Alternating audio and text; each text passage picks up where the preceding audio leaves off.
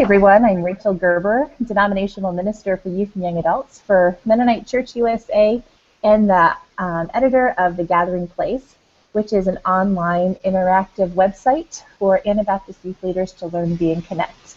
And you can join that Gathering Place community at www.thegatheringplace.us.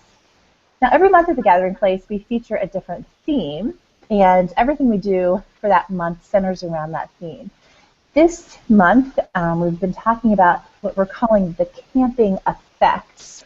What is the place and the role of Mennonite camps on our faith formation, and why does it make a difference if we come? So I'm so excited to have Kendra Martin, who is one of my friends that I met long ago when I worked at Eastern Mennonite University, and she is now program director at Camp Hebron in Halifax, Pennsylvania. And here at the Gathering Place live podcast, we're going to just talk with Kendra today about sort of these themes about the camping effect and faith formation and why it matters. So welcome, Kendra, and welcome everyone else from the Gathering Place. How are you today? Thanks, I'm doing well. It's great to be with you. Good. Well, it's so good to have you. Well, yeah, it's been so long. I think were you a sophomore in college maybe when we initially got together? Oh, I was your RA and, well, CA, and you're my RD. You rocked it, by the way. Oh, thank you. It's easy to lead people that are as awesome as you. So anyhow, so why don't you just tell us a little bit about where you've been since college, and I think your major was it camping or what's it called? Yeah. Parks and Rec? Yeah. So actually, since college, I've really essentially just been at camp. I studied camping, recreation, and outdoor ministries at Eastern Mennonite University, and by the time I finished up college, I wasn't sure where I would be or what I would do, but was kind of just hanging out in Virginia for a while till graduation, and actually a position was open at Camp Hebron, and it kind of felt like God plopped it in my lap. It's like, you don't need to take this, but I just felt like, how could I not? Because it was something I studied. I have a job in my major. It does happen. And it's a place that I love. I actually went here as a camper a few times. And so since then, I've been doing a lot of growing up, coming in and just learning. I was a program specialist, kind of more like an event coordinator the first few years, and then just the last couple of years have been transitioning into the program director role. And so been doing a lot of growing up and learning to serve others, and just observing the camp effect in people's lives. So tell us about the camp. Like, what initially drew you to camp? I mean, it sounds like you were a camp kid kind of growing up too. So what is it about, I don't know, camp that connected with you? Sure. So my parents just decided to send my brothers and I to camp as we were kids. So my older brothers went before I did, and it was easy to follow in their footsteps. And so when my chance came along, I went like 2 years with friends from church. There was other people from my church that went too. So it was just kind of the thing to do. Like I think my generation, that was sort of just one of the things you did was went to camp as a kid. And just a couple of years ago, I asked my dad, because I know we didn't have a lot of finances growing up and things like that, but I asked him why they felt like it was important to send us to camp. And he just said he thought it was important for us just to be somewhere else and to get away from home for a little bit. And I just said, well, thank you, because it's had a huge impact on my life. So yeah, as a camper, I enjoyed it. I enjoyed meeting new friends and getting new experiences, and just the counselors, I mean, they're so cool. So it's just a totally new experience, and getting out of your comfort zone. And a couple years later, I went back to Camp Hebron, and I did some adventure camps, and that was probably kind of the tip of the iceberg of what got me really into being interested in the outdoors, and just realizing how much I feel like we all spiritually connect with the Lord in different ways, and for me it is through being outside in nature, where all the jumble that goes on between my ears, I think it kind of sorts out, and gain perspective of just like God's in control. So So yeah, through being a camper, and then I remember when I was getting a little older, and hearing like you need to get a job from my parents. I was starting to think about, well, what would it be like to be on summer staff at camp? Since I'm getting a little old to be a camper, and I didn't know if my parents would go for it. It's not a lot of money, but they were thrilled, and so thankfully Camp Hebron hired me as a 17-year-old to be a staff in training, and it's like when you're a camper, you have an incredible experience most of the time. It's not for everyone, but I think when you're on staff, it just goes to that much deeper of a level because you're learning so much. Maybe I'll talk about that a little bit later, but so then going to, I'm not sure that I wanted to do camping ministry for my full-time job. That wasn't really why I took the major in college, but through that I did try to gain experience at other places, and so worked at a couple of different colleges and camps intentionally throughout college to try and see what other programs were like. And actually that's how I met Adam, because we worked at a camp in New York together and also served at Spruce Lake, and so just seeing meeting incredible people through all of those places, and it's sort of a community as well, being involved in camping. So That's awesome. yeah. Can you name? I mean, are you able to name a few touch points? Like, what is it exactly? You mentioned a little bit about just being in nature and how you connect with God. You know, just sort of sort Yeah. through that stuff between your ears. But can you name a little bit about what else you think like camp is? Because it's like a lot of adults, young adults, and youth that I talk with, you know, about their faith journey. Like more often than not, more people are, most people name like that there is a camp experience that Mm. was so meaningful, that was so instrumental, you know, and in helping them realize more of who God's calling them to be. But yeah, I'm just curious, like, what do you think it is Yeah. about camp? I think a few things are that it is a setting, it's a safe environment, and it's a somewhat controlled environment, and so because of that, there's a lot that you can do. So it's experiencing new things, whether it's climbing the climbing wall for the first time, or just literally being away from home, like without your parents overnight the first time, and you have to kind of fend for yourself and gain some independence through that, and I think that's a huge step in formation for children to see that they are capable of doing that, and they can bridge new friendships and experience new things, and they're going to be okay.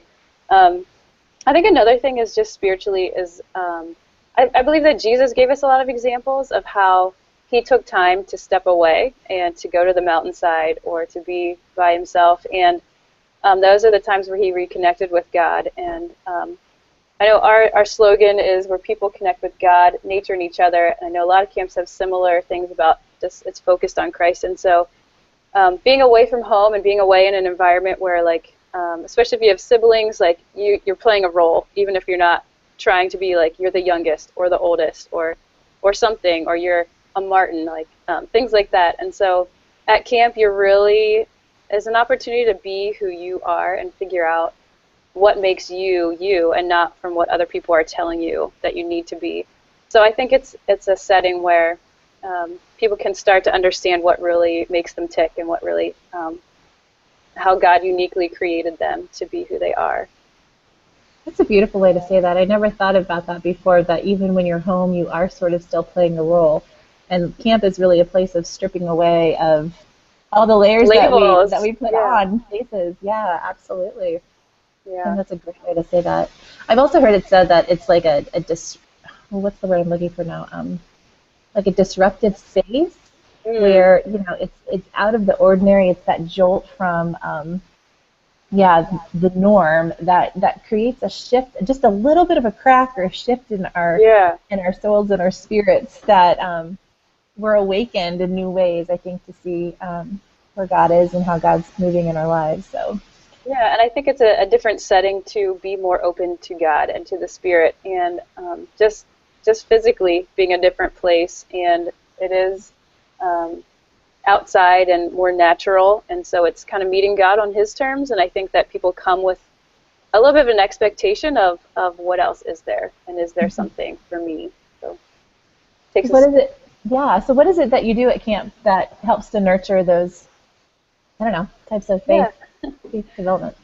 I see my role as a full-time staff person being one where I'm trying to do all I can to set the stage and create the atmosphere um, for God to do His thing. So I focus my job on trying to make sure that like the details are lined up, and the that we've all communicated so that people don't even know that we were setting it up.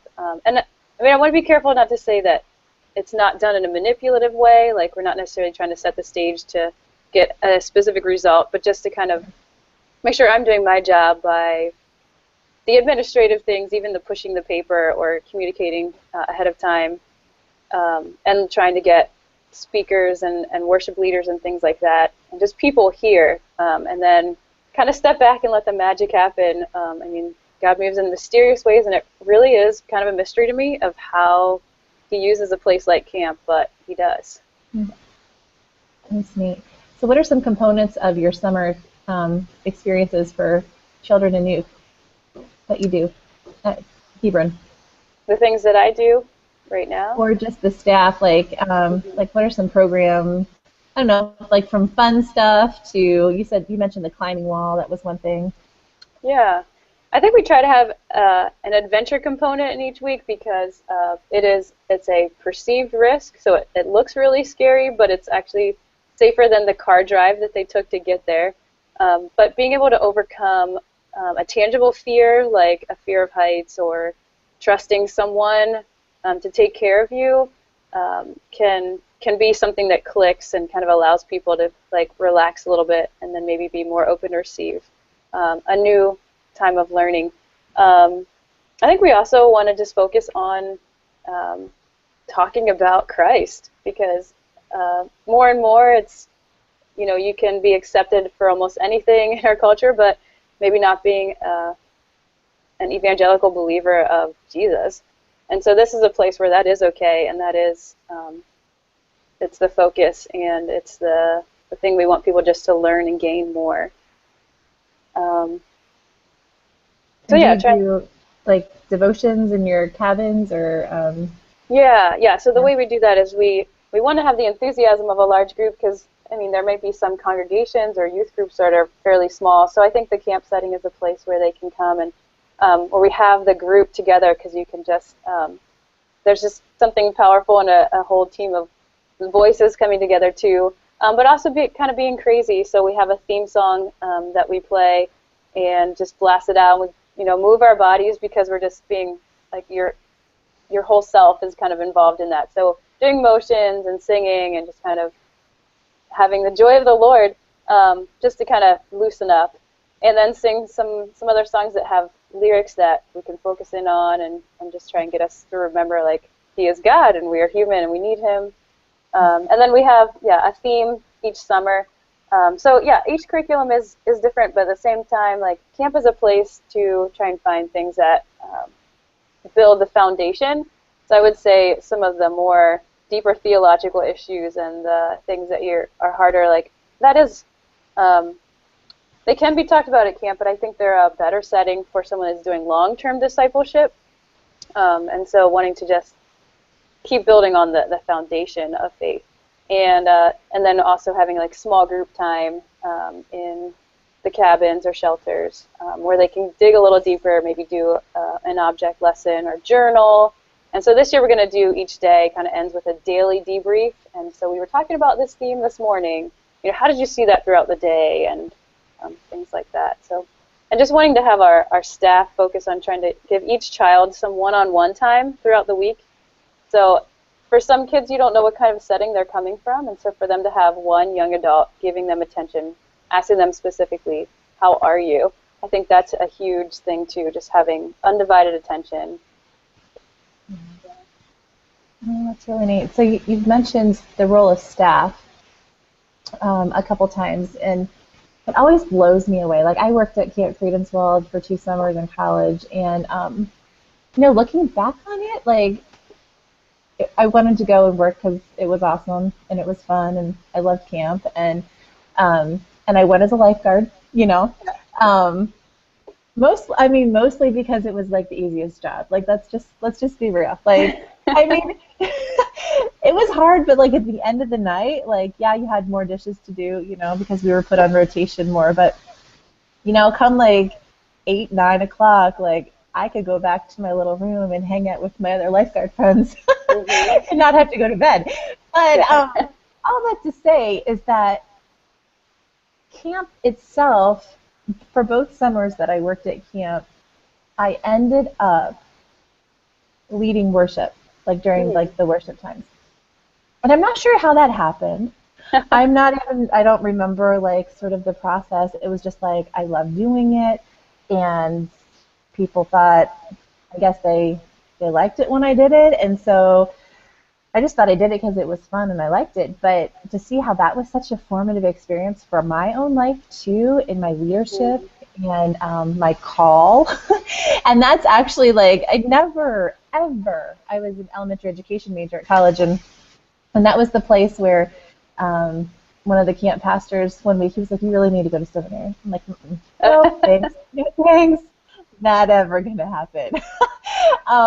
But like that like little voice like never left. As much as I Hmm. like tried to shove it aside, like it never quite left, and it grew and grew until finally I was like, "Fine, I'll look into seminary," and here I am today. But I would love for you to talk about just the amazing experience that camp has, not only for youth, but for our young adults, because Hmm. these formative experience, camp is mostly run by like 18 to 20-year-olds, Yeah. which blows me away. I Yeah. mean, for the majority of people to say camp like was such a major factor in my life Yeah. in making faith decisions, and it was run by 18 to 20-year-olds that didn't have a theological education Hmm. necessarily, like they were just being authentic human Yeah. beings and Yeah. showed up, and God used them. So talk a little bit about like some transformations that you've seen, or the role of leadership development at camp.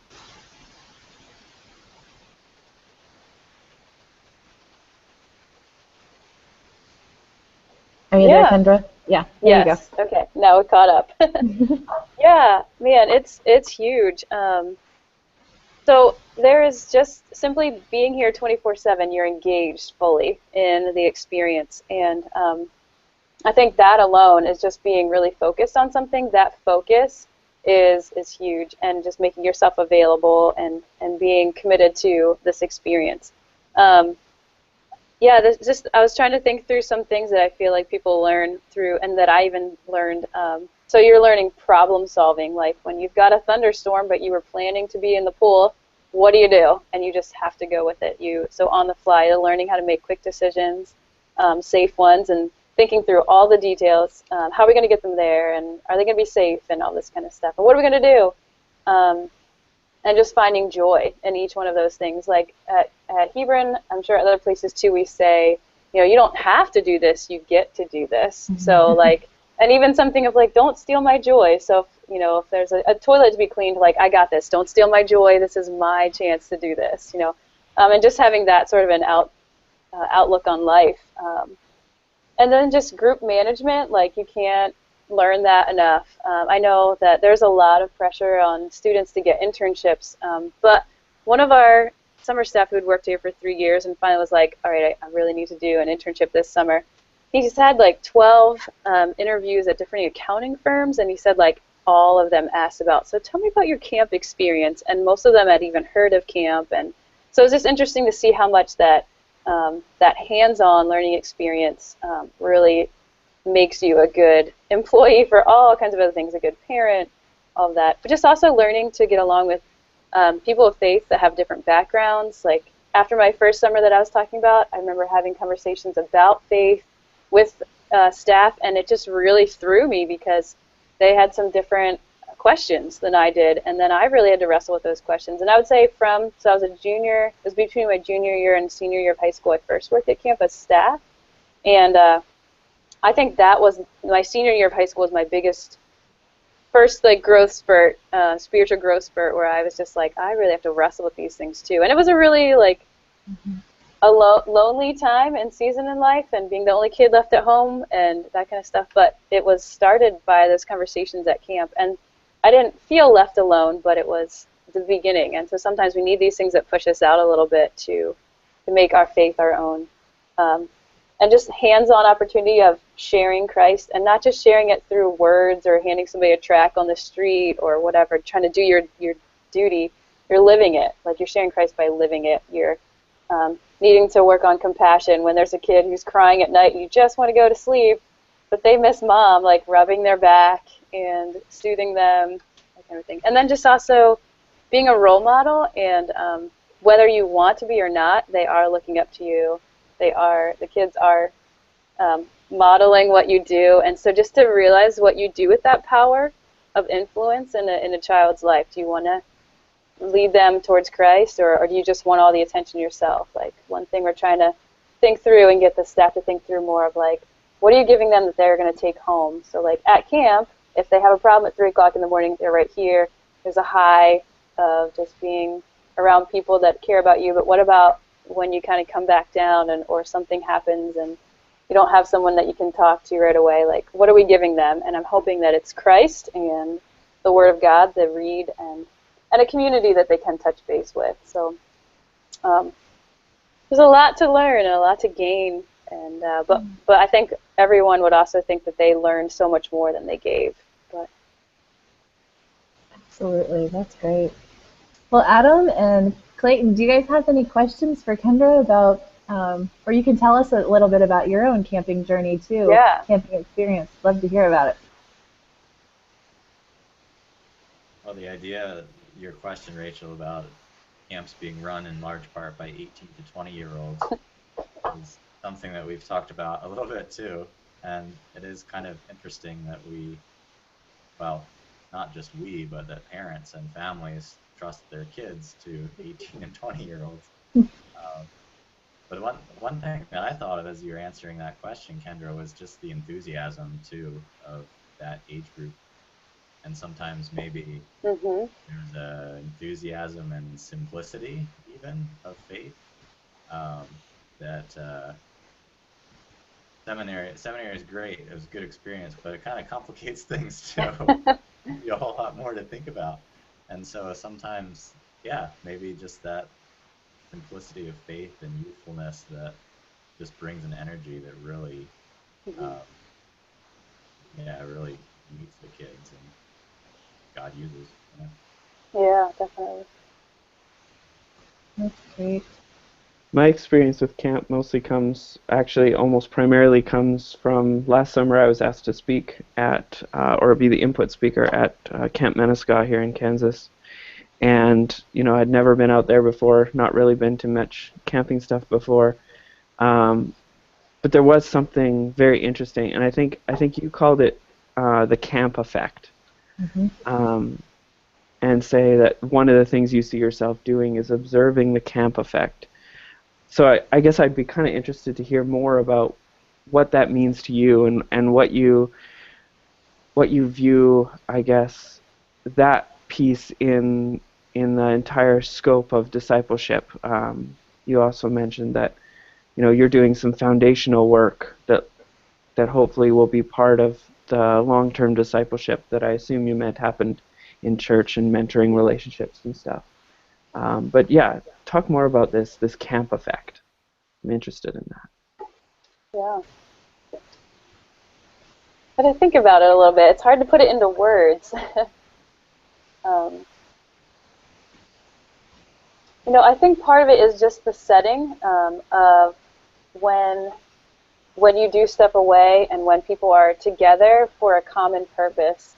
For the kids, like, they're there to have a fun time, and through also learning about Christ. And so they're focused on being there and having a great time and living life and being kids and playing. Maybe there are some kids who come to camp that they don't have an opportunity to just be a child and to play. And I think I'm sure there's research out there on how psychologically that helps a child to develop, just being able to use their imagination and to be doing interactive things with learning things about their peers and how to get along. And then in an environment where the staff, their focus is on the guests that we serve, and so having that attention also makes them feel safe. I was just hearing, I was at a conference that was for foster and adoptive families, but it was like just good life skills, and they were saying how every child needs to feel safe, needs to know that they have a voice and that they are precious. And just those basic things that can really make someone feel okay. And so the camp effect, I think, does, in essence, reach those three things. For each child to be free to be who they are without having labels put on them, it gives them a voice to be able to enjoy their week and play. And then just the whole thing of getting one-on-one attention, or even just having time to be with friends like that, shows that they are precious, that there's a God who created the universe, who loves them and wants a relationship with them, and they have an opportunity to learn about that. They're precious. And just to be in a safe setting where there's new experiences, but we do try and do as much as we can to manage safety as well. So the camp effect, it really is, it's a little bit indescribable of just, that's kind of the God factor, I think.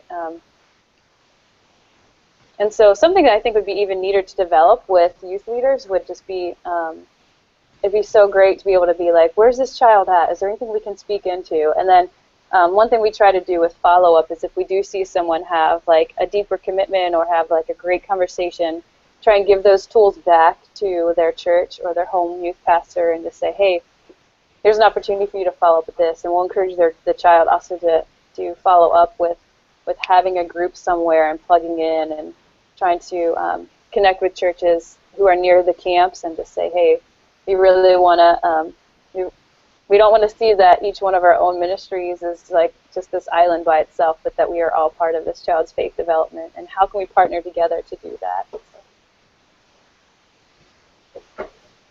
That's great. Thank you. Mm-hmm. So why do you think we should be encouraging our youth to go to a Mennonite camp? I mean, like, if you could, like, well, you kind of are, like, on a platform right now, like, to the Mennonite church, to the world, actually. Why, like, what would you want to tell people about, like, parents or churches, like, about summer coming up and wanting to send their kids to camp if they're on the fence? Like, what would you say? Like, what's your advertisement? Yeah. Well, I don't want to just take away from the fact that this is definitely not the only place that children receive faith formation, and just how much we're just trying to come alongside of what is already happening in the long term. And so, in that sense, we're just here to encourage what you're doing, and maybe to have a broader perspective or a different perspective. Doesn't have to be broader, but just it can be something that can encourage, if parents or youth pastors are sharing Christ with their kids, they hear it again in a different setting. And like oftentimes, the testimony of 2 or 3 makes something even more known. And so to hear it, not just where they hear it on Wednesday nights or Sunday mornings, but also like a whole week at this place. They didn't know anybody, but they're saying the same message. Maybe there's something to this. And then, as they're going through their different stages of life, and they're being like, well, this is just what I grew up hearing, but if it's from more than one place, it just kind of reinforces what is being taught there. And really just to help kids to grow in their self-confidence that they are a person and they can form new friendships, they can do new experiences. Like I can't emphasize enough how having experience and opportunities for new things is that. And I also just think in a little way, the connection of if there's churches that are sending kids to camp and encouraging that, it just is showing how different Mennonite organizations really are in this together. So sending your kids from a church to a Mennonite camp just shows that we are doing the same kind of kingdom building work. And so sending kids to camp just reinforces that, we can stick around. Like we do we need to have people here. If the camp is empty and nobody is coming and experiencing this place and learning about God, even if it's just one weekend out of the year, then we would cease to exist. And so we're here for you. So I would say use us, and if there's ways you think we're not hitting the mark, tell us, and we want to support what you're doing and just build on it and partner together. I think that's a great word. It's not necessarily just summer camp, but, you know, like how can we utilize as youth ministers, like our camps throughout the year, you know, fall retreat. Maybe it's a senior getaway weekend to kind of talk and, you know, share concerns and hopes and dreams for, you know, next stage of life and discernment of colleges or whatever. I mean, it could be, the sky's the limit. But to use camp as that other space that helps us get away from our routines and rhythms. And one thing that we do, for those who are in full-time ministry is it's important for us to practice that connecting with God too. And so one thing that we do, I'm not sure how many other places, I think that other places do it as well, is you need time away too. So as a youth pastor, as a youth leader, come take a retreat. We do them for free, just because we know how important it is that you're connected to the vine. And so this space is here. We actually had a youth group last fall there was a retreat that was talking about the Sabbath, and so as inspired by that retreat, then they came and did a day at the end of the summer where the kids did like a solo day in the woods and had like 8 hours where they were like totally disconnected, and it was a stretch. I think there was a lot of like caterpillar poop coming down on them, and there were bugs, you know, but to learn how to just take silent time. It's also just a space. It's fun, crazy, incredible, lots and lots of activity during the summer, but it's also here year-round for your use too. Absolutely. Well, thank you so much. Do you have any final words, or Adam, do you have any final comments or anything before we get another question? You talked about sort of for youth leaders to come, stay, have a retreat, that kind of thing. But how do you keep? Well, I guess kind of two parts. I mean, how do you keep yourself grounded? How do you keep yourself sort of strong in the faith, strong in ministry when you're in the midst of it? And then I guess kind of along with that too, camp is an exciting place, and it's very, very different for most people that come, very different from their normal life. But we are in that setting all the time. You know, that's our job. So how do you keep that excitement? How do you are there things that you're able to do to make sure that you're keeping it fresh for people and kind of honoring their excitement? Yeah, those are great questions and not easy. You know, I think one thing that you said is one thing I love about camp is the variety, and so I really enjoy how the retreat season maybe just kind of goes in waves. Weekends are full, and then you can kind of recover during the week, and camp is hectic. So just the variety of that. So the summer staff, when they come, like you said, they are youthful and they have energy, and like I think that really encourages the full-time staff too. Like, gives us a burst of energy. Oh yeah, this is why we do it. Like, we need reminders throughout the year too, and so some of that is for those short-termers to come in with energy and throw it all in, and that just encourages us to be like remembering why we do what we do. And I think it's important too to keep getting out and interacting with the kids and with the staff, and learning people's names and using them throughout the week. Like, to make that personal connection is what really is that good reminder of this is why we do what we do. And hearing the stories, like I know our office manager says, I need to hear these stories. I'm just in my office pushing papers. Please tell me when something amazing happens, and we can just praise the Lord for it.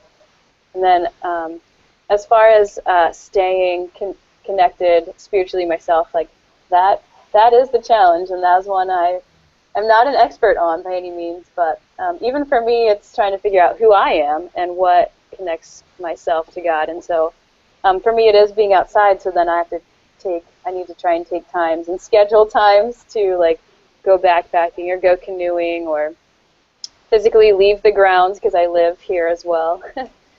So trying to find that balance of my own time. And I've heard of other camps who do it more regularly than this. We just started doing it once a year, but giving each full-time staff a dog day, a day alone with God. So it's an extra day that you just go and you need to connect with Him. And yeah, it's important to stay connected outside of camp in the community or in a small group, and to go to church when you can, or be connected to a group that will be keeping you accountable too. Like just being a mentor is pretty easy at camp because you have people coming in under you, but also having a mentor over you that can you can talk about those things honestly. I think those are all good tools that often need sharpening.